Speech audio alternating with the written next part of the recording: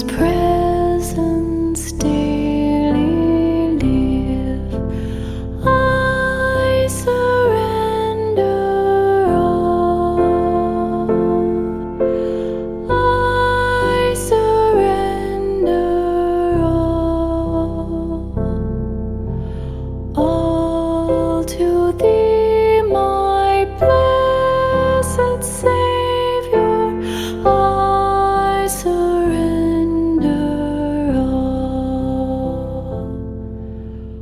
all to Jesus.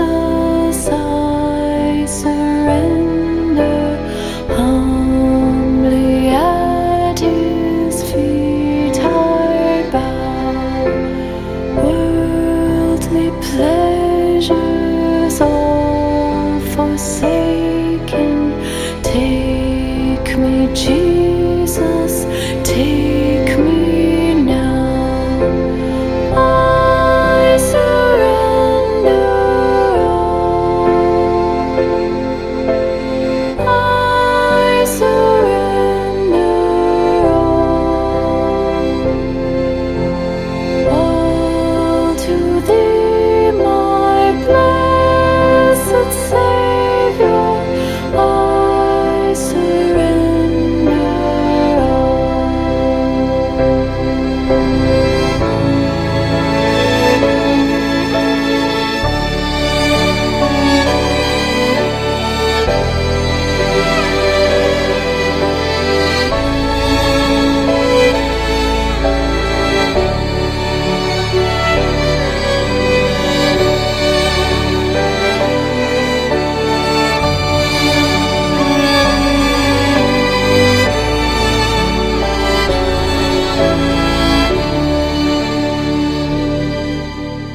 all to Jesus. I surrender, Lord. I give myself to Thee. Fill me with Thy love and power. Let Thy blessing fall on me. I surrender all. I surrender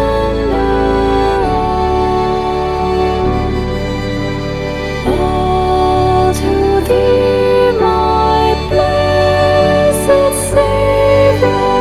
I surrender all. I surrender all. I surrender all to Thee, my blessed Savior. I surrender all to Thee, my blessed Savior. I surrender all.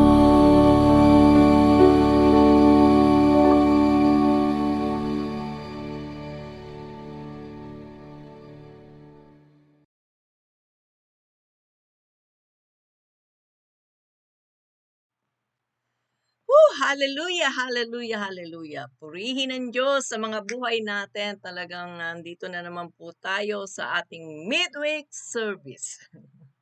Good evening po to each everyone. Nandito na naman po ako, ang inyong makulit na Sister Linda. I miss you all. Talaga pong purihin ng Diyos sa atin. Talaga pong hallelujah. And thanks God. Eto na naman po tayo sa ating midweek at makapag-share na yung message po ni Lord sa inyo. It's really excited po ako na maibigay sa inyo ang message. Ma-share ko po sa inyo ang message ni Lord. Okay, ready na po ba tayo? Ako po, ready na ako. Ewan ko po sa inyo. Well, anyway, mag-pray po muna tayo bago tayo mag-start sa ating message for tonight. Okay po, well, let's close our eyes at mag-pray po tayo. Hingi po tayo ng help kay Holy Spirit. Hallelujah, hallelujah, Lord. Lord Jesus, hala pula lalaka iya ala. Pulo kalalakay Yasu. We inviting you, Holy Spirit, sa muula kalahay Yasu. Ale, ale, ale. Father God, thank you. Kamulhula kalahaya. Thank you sa gabing ito, Lord God, na muli po, Lord God, na magkakasama-sama kami na magnanamnam ng iyong mga salita, Father God. Ang message mo na binigay mo, Father God, Lord, prayerable aya. Please open our ears, O Lord God, our heart and mind, O Lord God, and we need to focus, O Lord God. Makapokus kami on this time, O Lord God. Tapuli iiyasuli kelelili iyata. We don't need to think anything, O Lord God. Only you, Father God, on this time. Malabuli kelelili kiha aya. Oh, hallelujah, hallelujah, hallelujah. Thank you, Lord. Thank you, Holy Spirit. Thank you for your presence, O Lord God. Lord, hindi pa po ako nag-i-invite, pero namunan na tayo eh. Andito ka na, Lord. Alam ko, this is about you, Father God. I'm just asking for cleanliness, O Lord God, and Father God, just use my mouth, O Lord God, to spread it, to talk to them, Father God, to tell what is your message for each every one of us, Father God. Sa lahat po sa amin, O Lord God, na ang message na ito, O Lord God, na matuto kaming mag-submit sa iyo, O Lord God. Oh, hallelujah, hallelujah. Purihin ang pangalan mo, Lord. Ikaw ang manguna. Ikaw ang mag-lead. Oh, Holy Spirit, thank you so much. Be with us, O Lord God, in the middle of us again, O Lord. Thank you so much, Father God. In Jesus' name I pray. Amen and amen. Hallelujah. Purihin natin ang Diyos. Palakpakan natin siya, O Lord God. Hallelujah. Nagre-rejoice na po ako. Nagre-rejoice ang Holy Spirit dito. Tapulag kiiya. Nandito sa puso, O Lord God. Puso la po talaga ayasa. Hallelujah. Amen and amen and amen. Okay po, kung meron po kayong mga Bible sa inyong mga kamay o sa inyong pong harapan o paki-open lang po ang ating Bible. Mag-start na po tayo agad para hindi po masyadong mahaba. Hallelujah. Excited po talaga ako. Open po natin ang ating mga Bible kay Job. Job.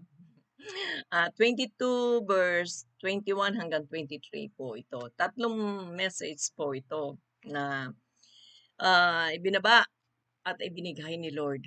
Oh, hallelujah, Lord. Thank you, thank you, thank you, thank you for this time. Thank you, oh Lord God. Thank you. Okay po, basahin po natin si Job 22 verse 21 and 23. Start po tayo sa English. English po muna tayo, okay? Submit to God and you will have peace. Then this way prosperity will come to you. Amen and amen. Sa 22 po, listen to His instruction and store them in your heart.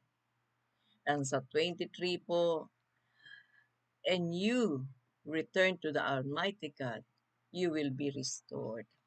Hallelujah. If you return, all of us return to our Lord and Savior, marirestore po tayo. Amen po ba? Sarap ng verses, Lord. Okay, namnaman din po natin sa Tagalog. Okay po. Ang sa 21 po is, mahinuhod ka sa Diyos, makipagkasundo ka sa Kanya. Ang buhay mo'y sasagana at magiging maginhawa. Amen and amen.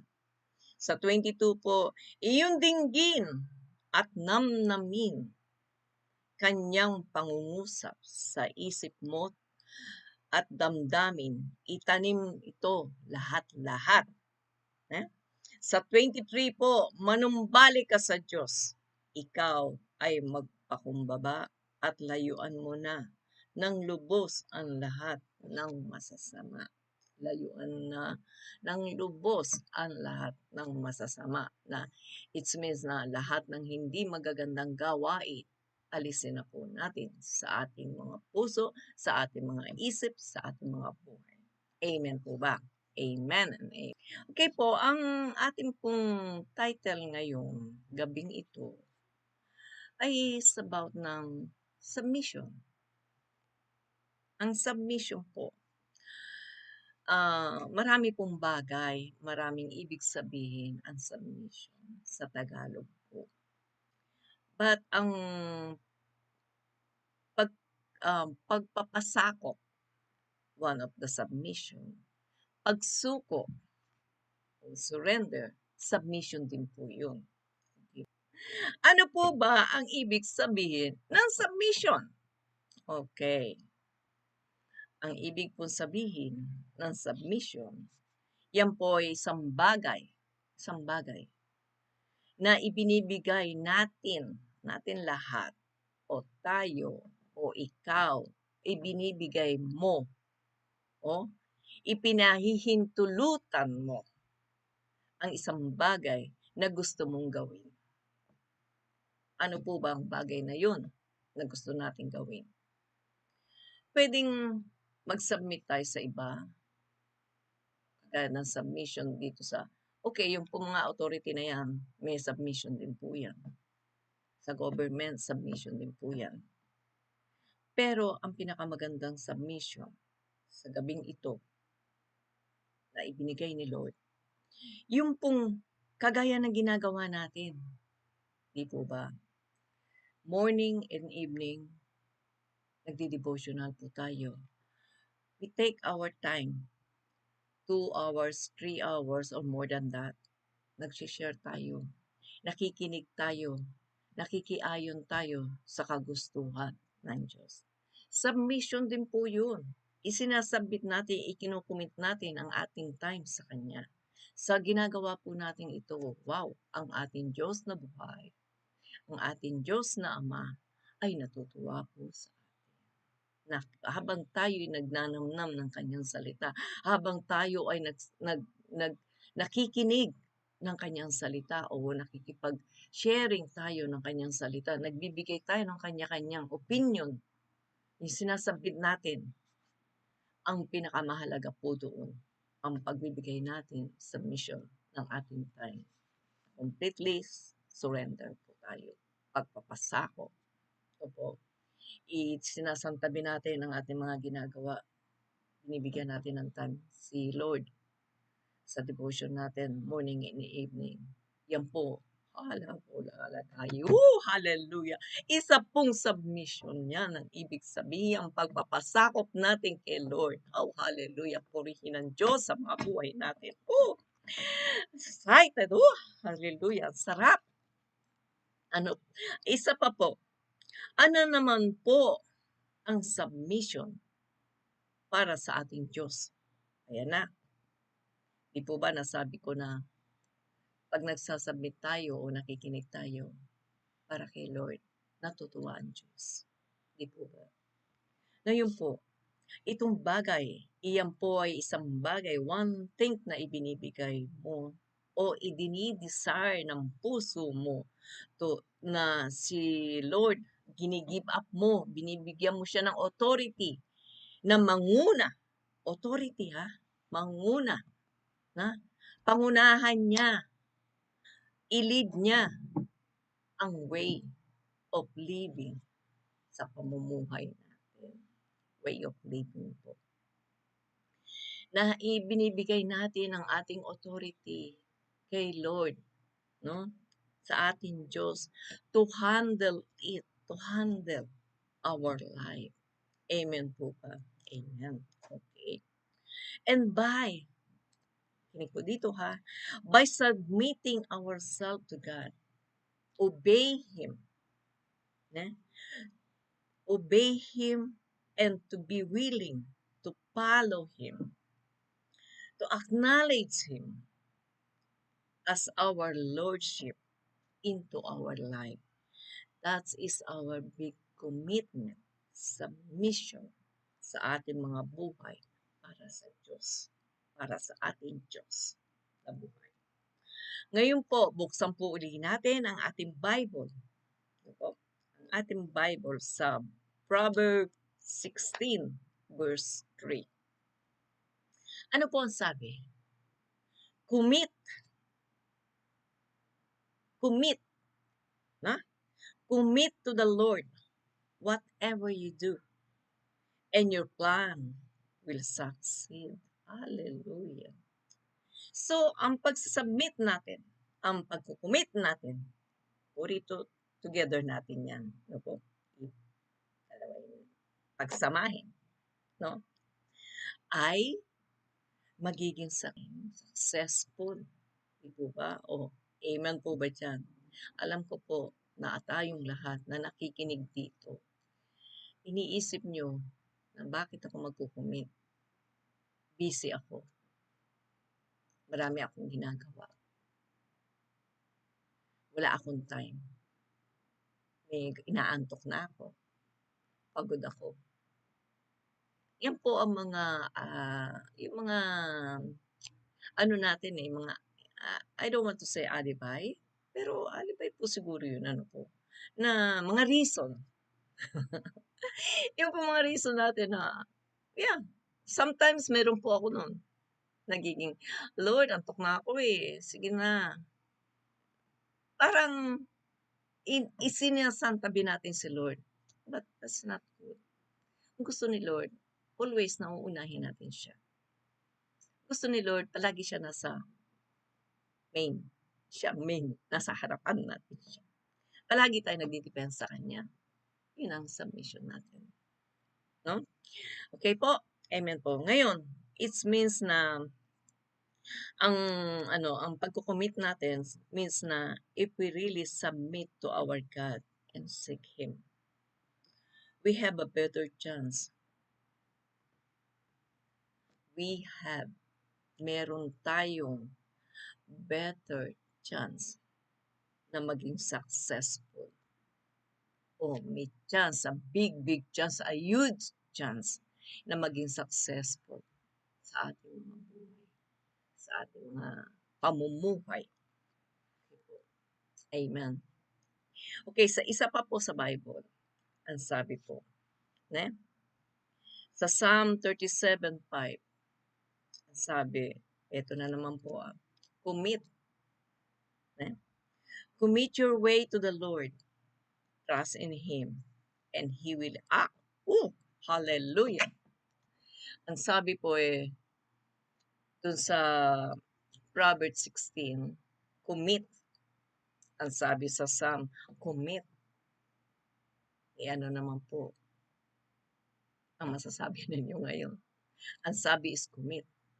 Submit is the same po. Submit natin. I-commit natin ang ating life sa ating Panginoon, sa ating Diyos. Okay. Ang ating sarili, ang sabi nga po sa Tagalog po ng commit, dito po sa Psalm 37 verse 5, ang iyong sarili sa Diyos mo ilagak. Pag nagtiwala kay tutulungan kang ganap. Amen. Sabi nga po, if you trust Him, mag-trust tayo kay Lord. Tutulungan tayo ni Lord. Huwag tayo mag-doubt, mga kapatid. I think this is about time. Ang pagsasubmit natin sa Kanya is fully. Huwag nating i-doubt ang sarili natin na, doubt natin siya na, busy si Lord. No. Hindi busy ang ating Diyos. He is watching you. At alam ng Diyos. He knows what you're doing. He knows what is in your heart. And He knows what you're thinking. Di po ba? Amen po ba dyan?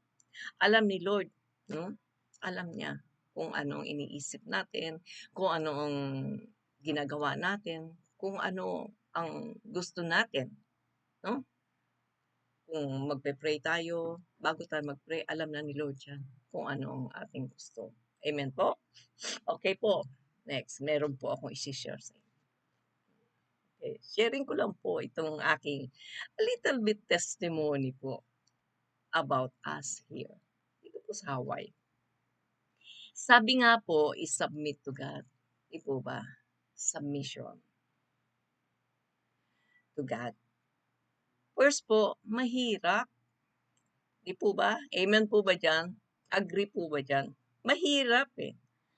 Sometimes meron tayong misunderstanding na sa pagsa-submit natin, yung commitment natin.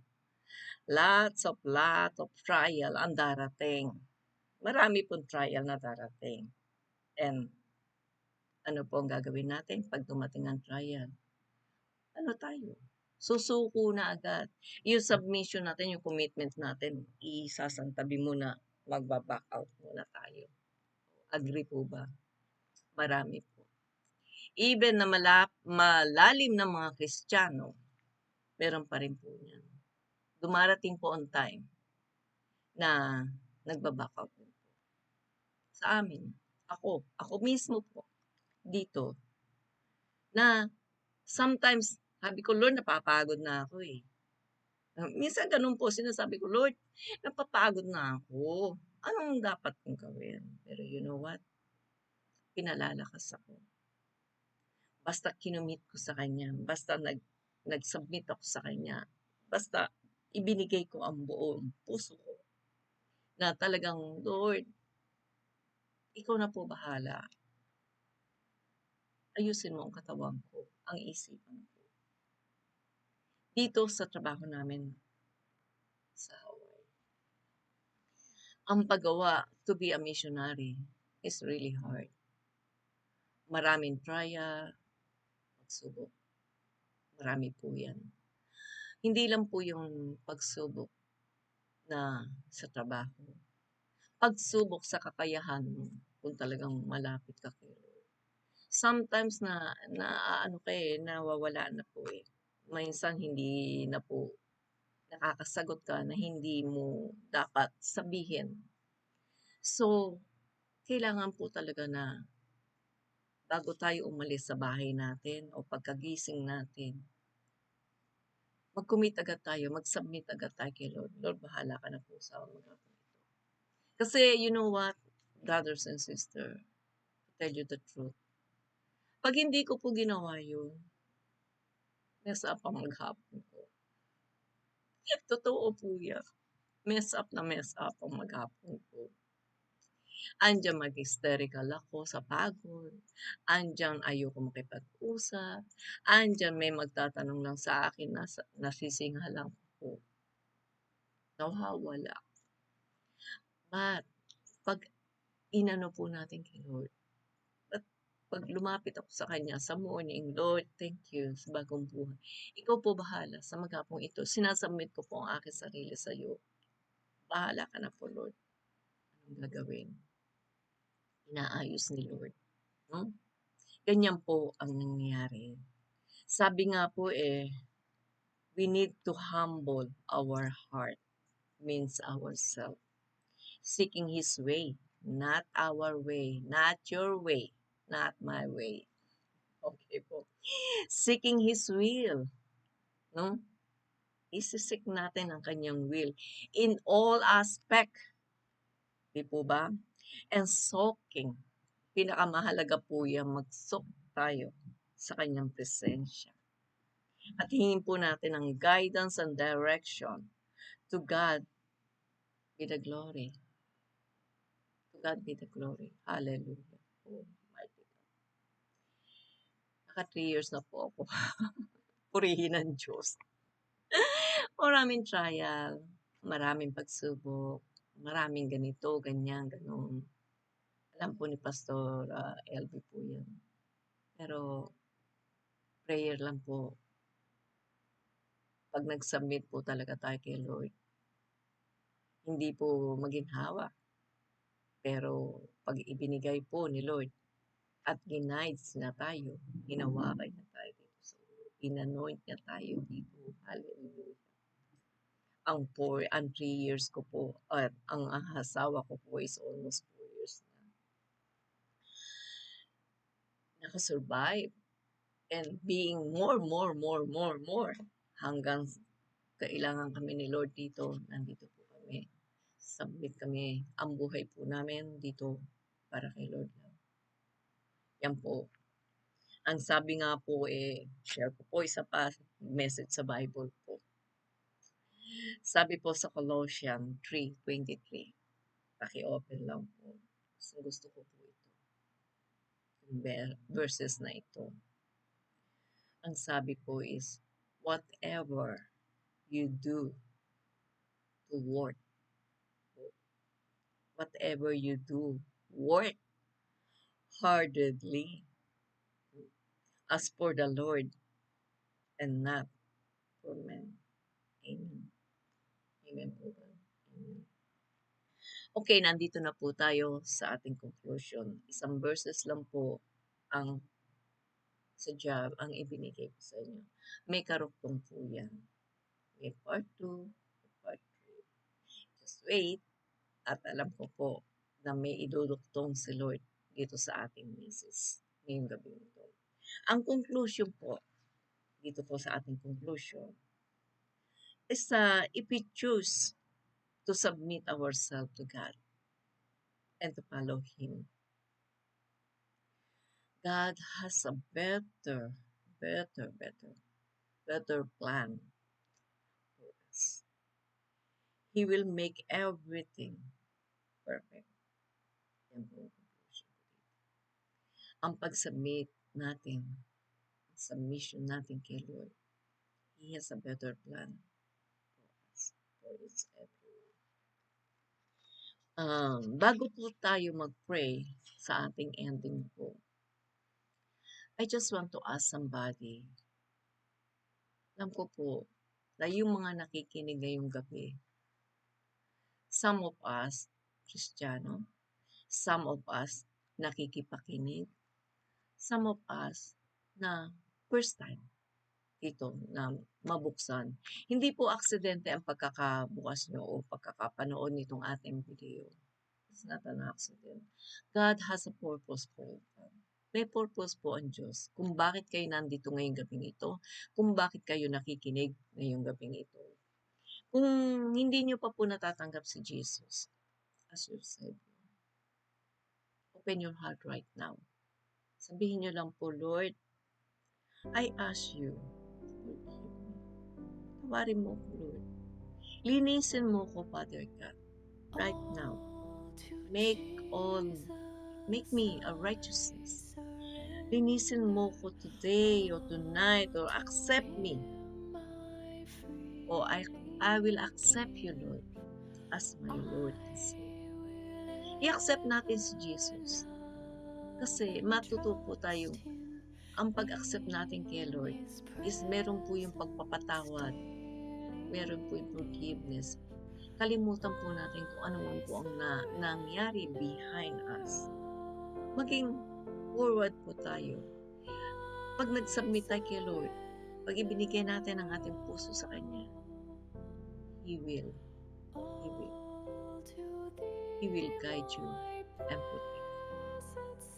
Yun po ang ating just believe in Jesus. Maniwala po tayo na si Jesus lang po ang the only way, the truth, and the life. Siya po ang ating way papunta kay God. Time is short. Lagay po natin si Jesus sa ating mga puso, sa ating mga buhay. Tanggapin po natin, magpalinis po tayo kay Lord. Bigay po natin completely ang ating buhay sa atin. Amen po ba? Let us pray. Lord, thank you so much. Thank you po, Holy Spirit, sa leading mo. Thank you sa pangunguna mo sa pagsasalita.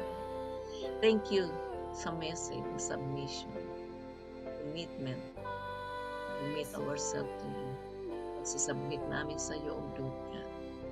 Lord, maitanim po sa aming puso at isipan ang napag-aralan o napag-usapan namin, napag-rely namin ngayong gabi ito.